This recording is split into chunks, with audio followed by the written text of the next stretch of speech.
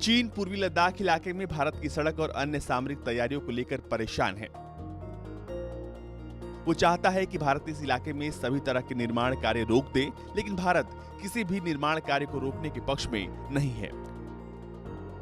भारत इस बार चीन को उसी की भाषा में जवाब देने और आर पार के मूड में है और चीन के साथ इस विवाद के बीच प्रधानमंत्री नरेंद्र मोदी ने प्रधानमंत्री कार्यालय में लद्दाख के हालात पर विस्तृत रिपोर्ट ली, जिसमें प्रधानमंत्री नरेंद्र मोदी ने तीनों सेनाओं से मौजूदा हालात पर विकल्प सुझाने के लिए कहा है। प्रधानमंत्री मोदी के साथ इस बैठक में तीनों सेनाओं की तरफ से लद्दाख में चीन के साथ बने हालात पर विस्तृत रिपोर्ट दी गई। देश की सुरक्षा के मद्देनजर रखी गई इस बैठक में राष्ट्रीय सुरक्षा सलाहकार अजीत डोभाल भी मौजूद थे। इस बैठक में तीनों सेनाओं ने मौजूदा हालात को लेकर अपनी तैयारियों का ब्लूप्रिंट भी प्रधानमंत्री को सौंपा। सीमा पर चीन के साथ बढ़े तनाव के बीच ये बैठक काफी अहम हो जाती है। इस बैठक में प्रधानमंत्री मोदी ने राष्ट्रीय सुरक्षा सलाहकार अजीत डोभाल और सीडीएस जनरल बिपिन रावत से सीमा पर उपजे तनाव के बारे में विस्तृत जानकारी ली। प्रधानमंत्री मोदी के साथ इस अहम बैठक में जनरल बिपिन रावत ने तीनों सेनाओं की तरफ से मौजूदा स्थिति और उससे निपटने के इनपुट दिए और साथ ही सेनाओं की तैयारियों का खाका पेश किया।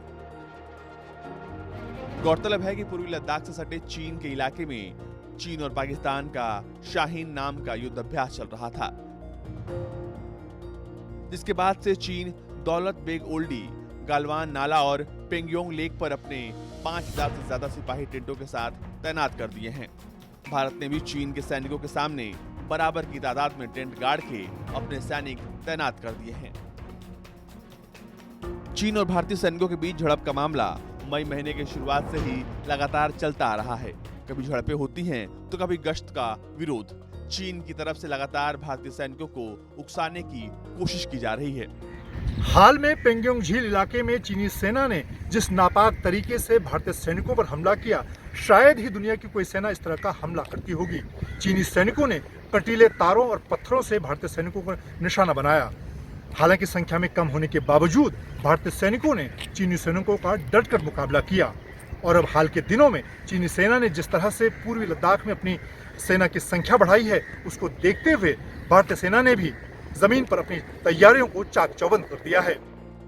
खैर, अब भारत ने भी अपनी कमर कस ली है और चीन की हर एक हरकत का जवाब देने की तैयारी भी करनी शुरू कर दी है।